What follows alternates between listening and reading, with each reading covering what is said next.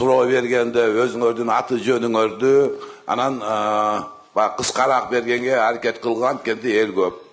Birinçiden özüңöz tanıştırıp anan kıska gana suroo bergen.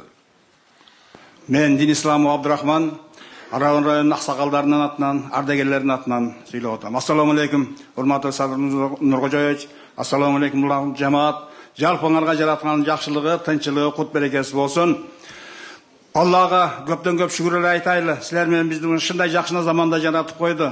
Бейиштин төрүндө болгон мамлекетте, Кыргызстан деген мамлекет жарашып койду.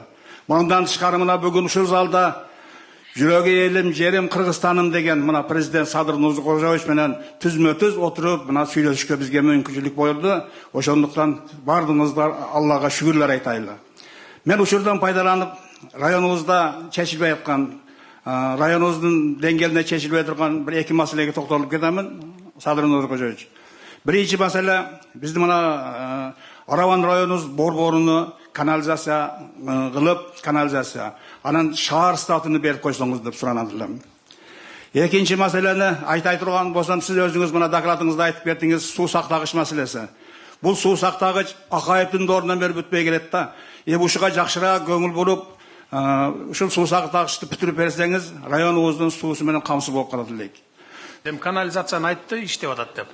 Суу сактагычтар боюнча. Суу сактагычтарды биз мен келгенде 22-жылдан баштап тапшырма бердим. Анда Бакыт Төрөбаев эле айыл чарба министри. Азыр мына жаңы бизде жаңы жигит бар, мына Эрлис деген. Бу да улантып атат ишти.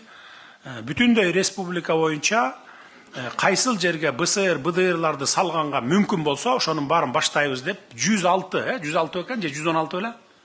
106 жерге биз БСР, БДРларды баштап салып келтабыз бүгүн. Бир 20 уже жакындап бүтөйүн деп калдык. Алдыда келаткан жылдары ошо суу сактагычтар боюнча проблема болбойт бизде. Баягы суга имеется в виду. Анын ичинде ичме сууларды дагы болушу мүмкүн. Салып келатабыз. Бул кичине убакыт керек мунун бүтүшүнө. Кийин проблема да болбойт. Бир 30-жылдардан кийин суу сактагыч, БСР, БДР жана жайдын күнү сугатка биз жаздын күнү, кыштын күнү эле даярдап ала турган БСР, БДРлар болот бизде. Кийинки. Экинчи микрофон. Саламаттарбы, урматтуу содоштор, урматтуу Садыр Нуркожоевич, Араван жергесине куш келипсиз. Келген кадамыбыз куттуу кадамдардан болгон болсун. Мен Төрөбаев Тилебалдын ардагерлер кеңешинин төраганынын орун басарымын. Мен айтайын деген маселелердин уже сразу суроолору жооп болуп атат. Мен 2024-жылы курултайга барып ошол жерде түз кайрылган элем. Биринчи маселе bizde номер 21 Насирдин Исанов атында орта мектеп. Ал 82-жылы, 1982-жылы 150 окуучуга орундалып салынган. Азыр бүгүнкү күндө 640 окуучу окуп атат. Подвалда 8 класс бар эле, подвалга азыр санэпстанция уруксат бербей койду. Ал жерде сүрөс болуп бүтүн бар жок көчүп кеткендигине байланыштуу. Ошондой жылы бир 10 күнгө жетпестен Минобразованиядан кат келди, давай проекттерди жасагыла мектеп курушубуз керек деп. Мына ошондо биз сүйүндүк эле. Ой, айтылган сөзүң аттылган огул экен да, сразу эле болот экен деп проектти даярладык, барды жокту кылдык. Кайсы айыл дедиңиз? Жаңарык айылы. Насирдин Исановдун орто мектеп. Ошол мектептен убагында бир 4 депутат, жогорку кеңештин депутаттары, министрлер чыккан мектеп азыркы маалда эми окута турган тажрыйбалуу мугалимдер бар, бирок окутушка шарт жок. Азамат, силер экөөң жазып алгыла. 28-жылдын сентябрына чейин бүт ушундай мектептерди тазалайын деп эдикпи, жаңырталы деп. Ошонун программанын ичине киргизгиле. Быйыл болбосо, быйыл жок да киргизбей эмес да.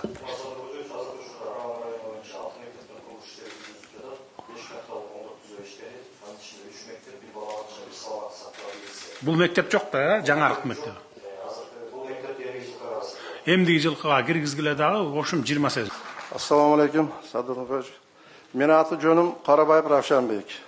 Мен Тепорган айылдан болом. Равшанбек дейсизби атыңыз? Равшанбек. Биз ишкербиз. Балам 8 айдан бери дейин ошто түрмөдө жатат. Биз мына Тепорган айылыга Баниса ишкерлерди бир 30-40 адамды ишкер балам иштетет. Шуну постава кылып жаткызып коюшту, азыр ошто жатат. Шуга бир жардам берсе. Эмне менен иштейт эле?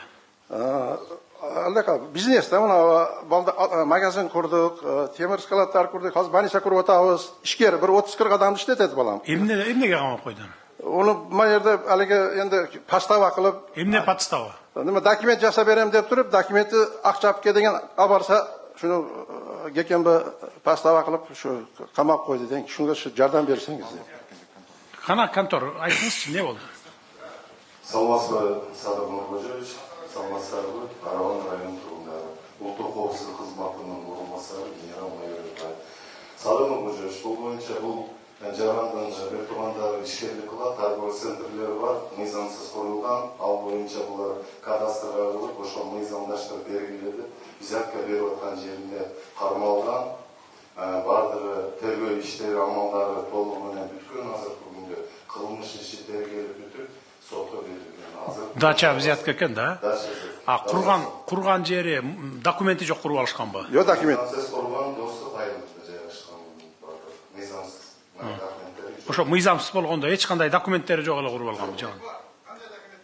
Мыйзамсыз берилген.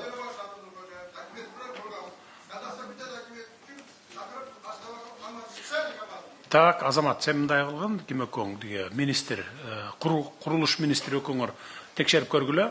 Кимисиники бияктыкы чынбы же тияктыкы чынбы? Мага бүгүн текшерип туруп айтасыңар. Түшүндүңөр, а? Түшүнүктүү болду. Мен муну жазып алдым, мына мен көзөм өлүм алам. 4-cü mikrofon. Assalamu alaikum. Sadat Nurgazayevich, men Amanov Qaribek Tanovich, Çekovat Aile Hükümeti'nin turgulumun. Atım kim dediniz? Amanov Qaribek. Qaribek Mirza. Menin 12. yılı iki balama bölüş yer alış üçün çeşim çıkandı. Biroq yer yok. Oşoğu qarızdandık bazı yerlerge bir nime bolbaydı da. Şu çeşim nime alıp üye ballarıma üye alalıydı da. Oşo. Üy salğanğa je ayda o jerde otasın? Yok. Üy kurganı. Ha, üy kurganğa. Çek. Ha, iki balаңыз kvartirada жүрөбү азыр анан? Ооба. Үйлөнгөн, жайланганбы? Үйлөнгөн, эки балдар, Аллахым бар. Мамлекеттик ипотекалык компанияга турдубу, кезекке турду беле же турган жок? Жок, ондай жок. Шаардабы өзү негизи? Айылдабы? Чечим чыккан, жер жок деп атат. Эми жерлер боюнча мен көп эле айтып келатам, уксаңыздар керек, телевизордон айтып атам, интернеттен айтып атам. Жер бизде жылдан жылга тарып баратат. Мына биз азыр 7,5 миллионго жеттик элибиз. Кошуна Өзбекстан 40 миллионго жетти. 40 миллионго. Биз 7,5 миллионго жеттик. Жерлердин баарын убагында үлүшкө таратканда билесиз да, үлүшкө таратып, анан ФПСтин жери деп алып калганбыз, ал жерлерге биз сельхоз продукцияларын айдап атабыз азыр. Кээ бир айдалбай калганда жерлер бар.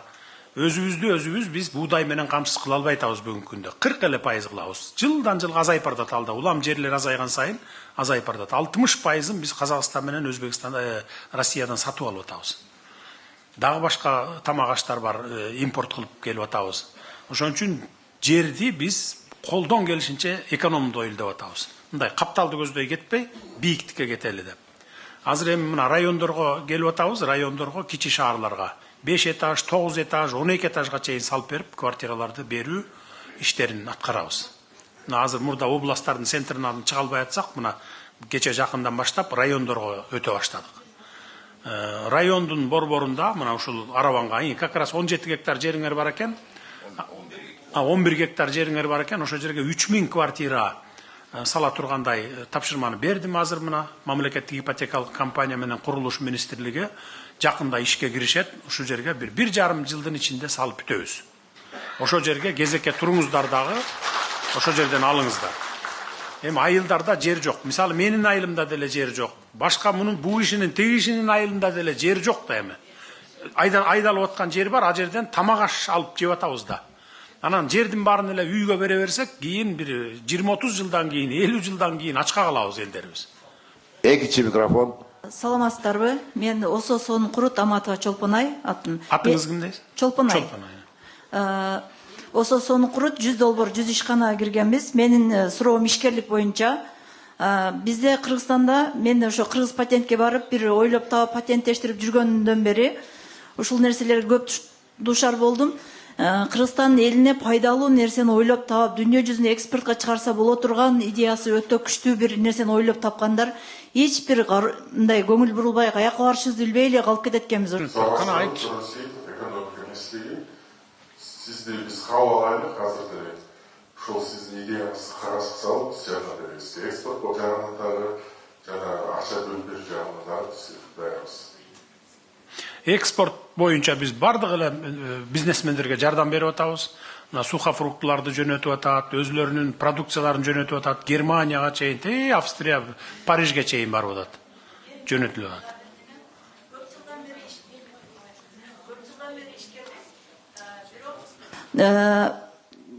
Ушул жылы 100 долбоор ишканасына киргенден баштап, Финанс министрлиги, экономика, айыл чарба бардык министрликтерин чалып, бизден не жардам, кандай болуп атат деп ишкерлерге чоң көрсөткөн жардамыңыз үчүн чоң рахмат. Болуп көрбөгөн өзгөрүштү көрүп атабыз мына ишкерлер. Чоң рахмат, Алла разы болсун. Рахмат. Тияк менен байланышып Үчүнчү микрофон. Сунуштарын алгыла.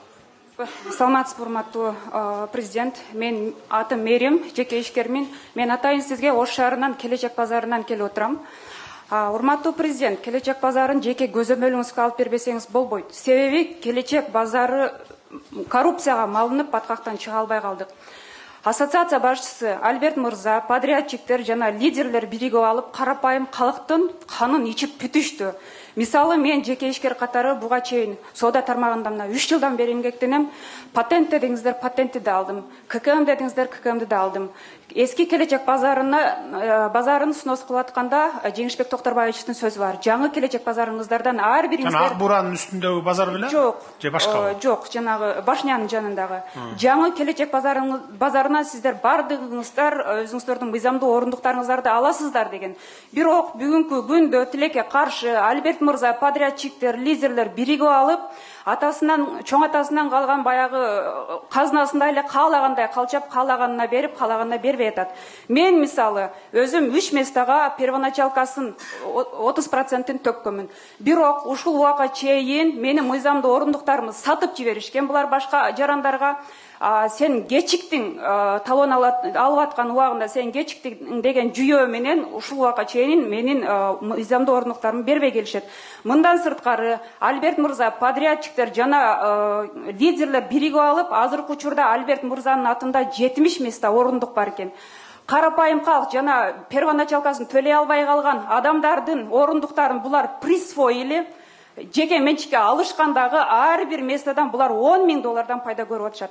Келечек базарында иштеген ишкерлерге $5 000 сатып алганбыз.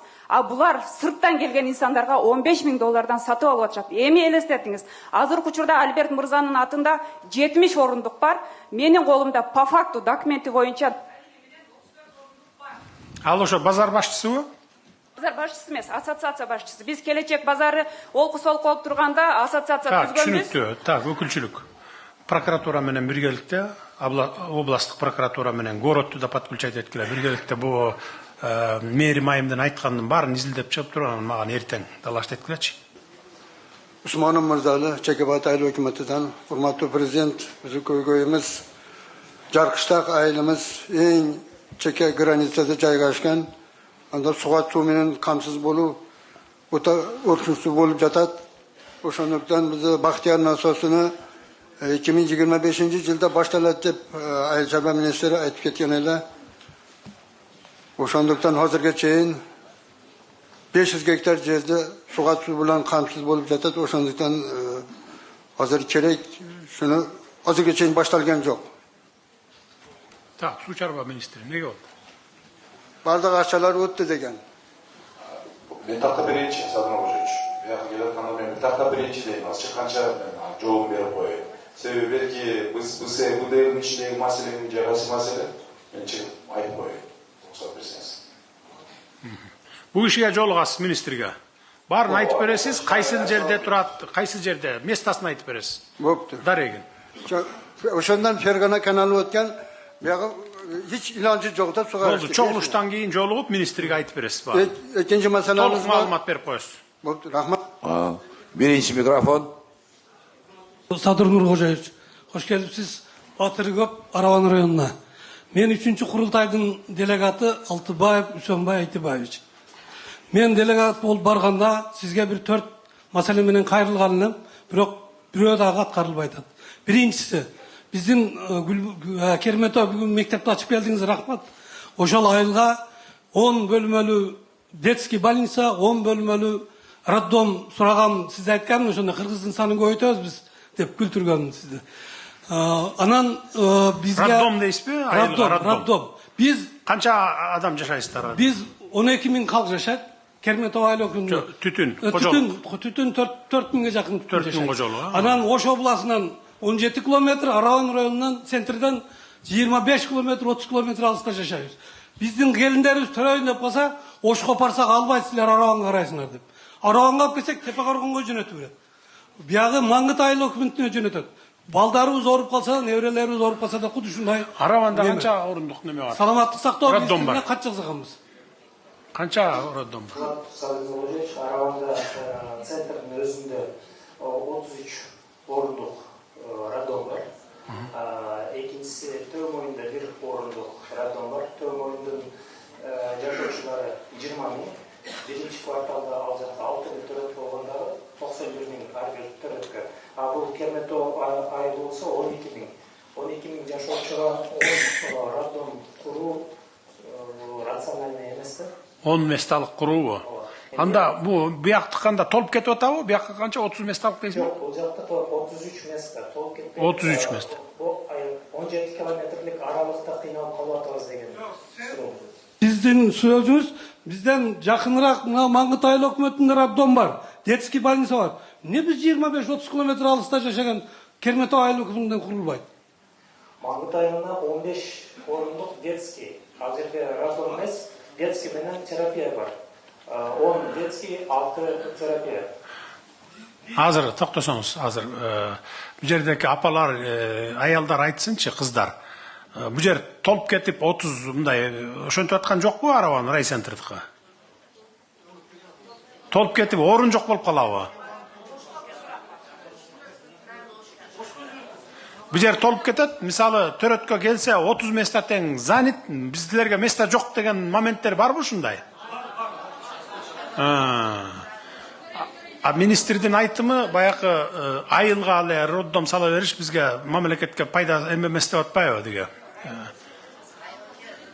Жок, бул Кермето айылда. Азыр токтоп туруңуз ошол. Бизде деле менин айылым мисалы 30 километр райборбордон алыс турат. Биздикинин бардыгы райборборго келип эле төрөйт. Мен деле ошо райборбордон төрөлгөмүн. Бүгүнкү күнгө чейин деле биздин айылыбызда мисалы роддом жок. Айылыбызда ошол 3 айыл мындай жакын турабыз, бир айыл өкмөт болуп жакын турабыз. Где-то 20 миңге жакын калкы бар, үчөөнүн биригип. Анан сиз ар бир айылга бирден роддом салып бер дегендей болуп калып атат да. Биз бул жердин роддомун кеңейтип берсек болот экен. Туурабы, ошондой болобу? Ошондо бизге мамлекетке мындай неме болбойт, күч келбейт. Роддом боюнча бул жерде мен өзүм да кече текшерүүгө көрдүм. Роддомдун койкалары жетиштүү жок. Бул жердикиби? Маселе бул жердеги роддомдо эгер оор төрөттөр болсо Ошко жөнөтүшөт. Ошол маселени. Төрөт оор болсобу? Жок, бия айтып атпайбы, биткон болуп калат деп. Орун жок болуп калат, анан ошондон Ошко жөнөтөт деп атпайбы? Калк айтса калп айтпайт дейт. Дагы бир 20 орундукту куруп берип коелу жанына. Дагы бир өзүнчө имарат кылып туруп. Негизи Араван больницасынын өзүнүн 20-жылы арабтар туруп беришкен. Калган зданияларда мындай 57-60-жылы курулган зданияларда эгер бир гана төрөт эмес, анда толук эле бир больница курулган туралы 200 орун. Анын ичинде төрөтү да бар,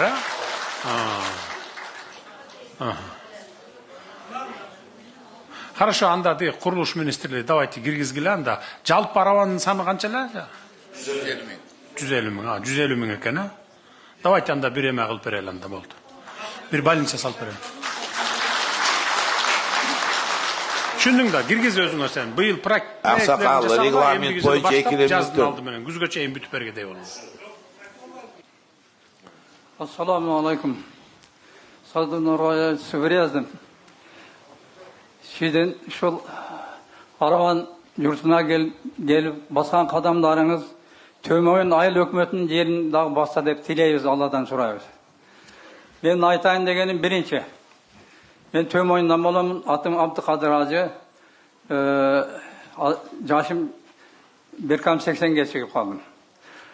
Oşol ben aytay degenim özümün göy emez. Nayman Susaqtağıçının bizge Tömoyunga su gelet. Su meselesi bu yılki yıl oğur. Nayman Susaqtağıçında su az. Uşul meselelerde bir özünüz bir tekşörük alıp, koldan alıp, buna İsfairem taktek kanalın kuruş boyunca murun proyektler bolgan. Oşol proyektlerden ben dağı kaçışkamın. Oşol kanalı kurup, Nayman'a su koymay sayın Nayman kölünde su göğübet. Şu İsfairem taktek kanalın bir kolga alıp verin. İkinci mesele buna ben bir hafta olup kaldı bir işlermeden şu administrasiya bir yerdeki iştegen derge barıp yoluktum. Öte yeğenim keydi. Sizge şunday boğurmasıydı. Nege? Bütün iştegen şol hükümetin işkanalarındaki iştegenler köpçülüğü korrupsiyenler oldular. Şu bir nese öyle kişine bir nese algısı gelip durat eken. Oşa doğru mu gene doğru? Gönüp kalgan da 30 yıldan beri. Bir nese algısı gelip durat eken. Şu yaşa gelip şu yaman zihnim ki şunday adam ilan gelet eken. Biz Kırgızlar uşuğa barıp kaldık mı de yaman oldu.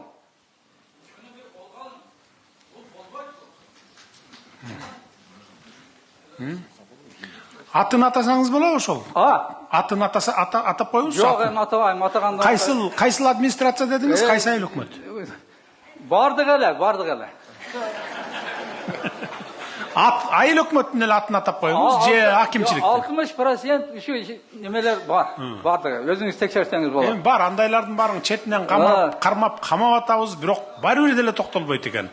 Men oylayım da baya kamalganday, ушундан диги баягындай мисал алып, баягы үлгү алып, бул камалып кетти, кокуй мен камалып калбайын деп, мунун ордуна келген киши таза иштейт болуш керек десем, 1 жыл 2 жыл өтүп эле дагы эле ошол иш менен беркиси да камалып кетет да, ушундай да. Пендечилик деген ушундай экен да.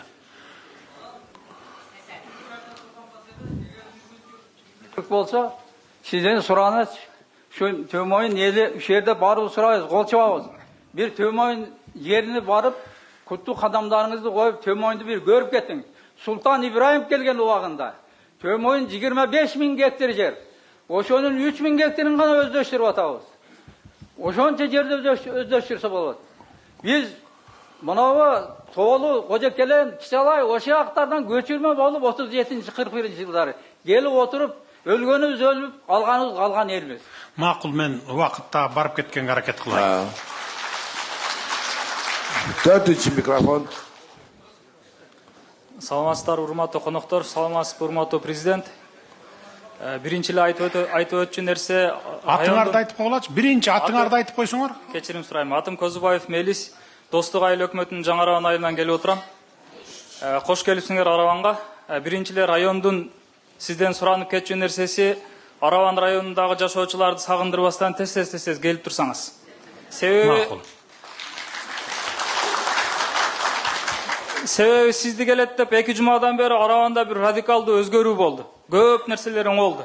2 жумадан бери. Өмүрүндө акталбаган, өмүрүндө краскаланбаган жерлер краскаланып тур, 2 күндөн бери көрүп атабыз. Чоң рахмат. Негизги айтчу нерсе, жергиликтүү бийлик дагы деле ошол илгерки эле адап берер экен да, андасын. Бирөө келет дегенде жанталаш тазалап коюп, мындай да жата берет экен деп. Күндө тазалап туруш керек, күндө керек болсо. Урматтуу президент, эгер мүмкүнчүлүк болсо бир эле Араванга эмес, башка райондорго ham bir 2 жылда, 1 жылда убактыңызга карап келип турсаңыз. Себеби бул өтө керектүү нерсе. Област боюнча 5 районго барам. Рахмат. 15-16-сына чейин Ошто жүрөм мен. Рахмат. Негизги айта турган нерсе, биз Жаңы Араван айылынын тургундары сизге келип турушубуздун себеби, биз суу сурап, же асфальт басып бериң, же столбадан электр энергия тартып бериң деп келбедик. Биз Кыргызстандын келечеги болгон, Кыргызстандын жаштары, өз айылыбыздын жаштарынын келечегине балта чабылып атканын көзүбүз менен көрүп, чыдабай келип отурабыз ушул жерде. Мектеп айылыбызга 60-70, 73 же 74 жылы 25-30 орунду бала бакча курулган. 2026 жылы такыр синип нормаларына туура келбесе дагы ошол бала бакчада элдин ашар жолу менен бир аз кошумча бөлмөлөр кошулду. 2026 жылы 70 жылы курулган синип нормасында курулган 30 орунду садикте 310 окуучу окуп жатат. Бул биздин жаштарыбызды, биз өзүбүздүн айылдагы жаштарды көрүп өкүнүп атабыз. Алардын келечегине балта чабылып атат. Мейли эгер толук кандуу 11-класска чейин окуса макул, алар 9-класска чейин окуп, 11-класска чейин окубай атат. Кийинки айыл менен аралык 5-6 километрди түзөт. Көпчүлүк колунда барлар мүмкүнчүлүгү канча кожолук бар? 400 кожолук бар. 400дөн ашып кетти азыр.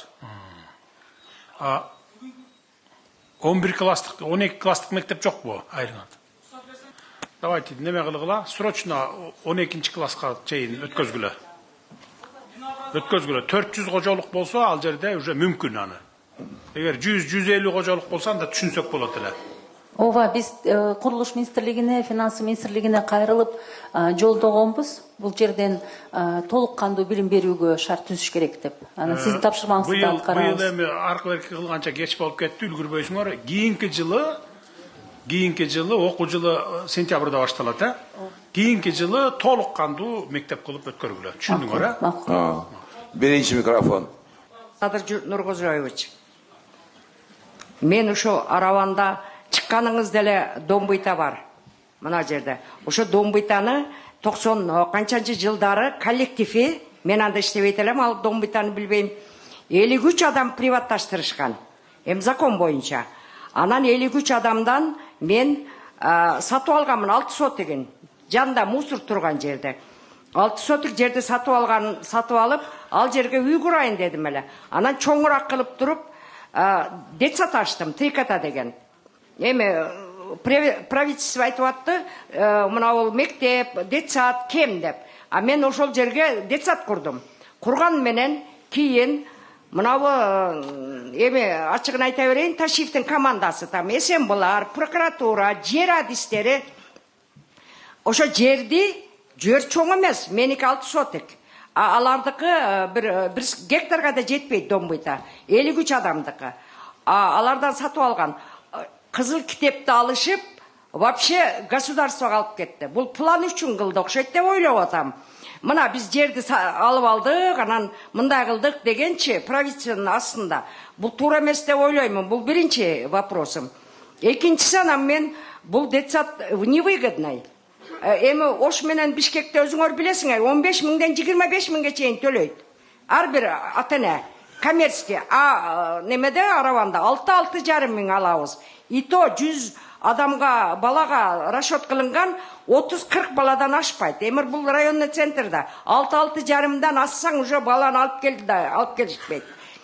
Эми бул жерде азыр сиз канализация немени айттыңыз, сууну. Бирок газ маселеси да начар экен. Аравандачы. Газ маселеси мына Өзбекстан жаныбызда.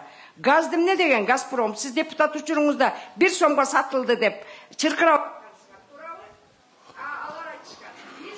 Биз Кыргызстанга жеткизебиз деп обещать кылышкан. Кыйкырышып, Газпромго сатып атканда. Азыр Араван боюнча бир да газ жок. Неме 1 сомго саткан Газпромубуз 7 сом эмес, 28 сом болуп кетти газ. Бул даже Араванда жок. Бул экинчи маселе.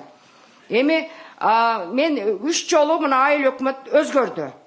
Мен бир 4 жыл болду ачканыма, 15 жыл болду мен сатып алганыма. Кызыл китепти жок кылып коюшту 6 сотык. Мен даже Кыргызстанда 75ке чыксам, 75 жылдан бери жер үлүшүм да жок. Домбут өзү турабы мында имараты, же ал дагы жок болуп кеткенби? Домбуйта турат. Мен салган детсадда турат. Участогунан алгансыз, э? Ошонун участогунан жолу бош жерди алып мусор баскан. Билишет бардыгы мына ол ушул жердегилер, аравандыктар билет мына Домбуттан аркасы. Жалпы канча сотук эле ал Домбуттун территориясы? Территориясы 1 гектарга жетпеген жер. Ошонун 6 сотугун мен сатып алганмын. Үй салайын деп. Анан детсад. Бирок садик кылып, детсад бала бакча кылып иштеп атасыз. Азыр иштеп атабы? Иштеп атат. бирок айтып атпаймынбы? Аны дагы ошо мына команда тартып алды. Айткылачы прокуратура ГКМБ кайра кайтарылып алып койду эле жагандай. Мамлекетке алынды эле домбут жагандай. Садыр Нуркожоевич, бул боюнча ГКМБ иш алып барган эмес, кылмыш ишин биз козгогон. Прокуратура бардыңар беле. Берчи прокуратура. Саламатсызбы, Садыр Нуркожоевич, мында карап көрөлү. Прокуратура доарыс келтирилсе деп, сот объекттер осы бардыңар келтирип атты. Сот объекттерди кайра кайтаруу боюнча иштешкен. Эми мындай кылалы. Бул киши эгерде бир башка бир коммерциялык же болбосо үй салып алган болсо мейли эле, эми бала бакча салып алып иштетип атса тийбегиле аган. Аны домбутты кайтарган учурда дагы бул кишинин немесин 6 сотугун узаконить этип бергиле. Рас бала бакча кылып иштетип аткандан тийбеш керек.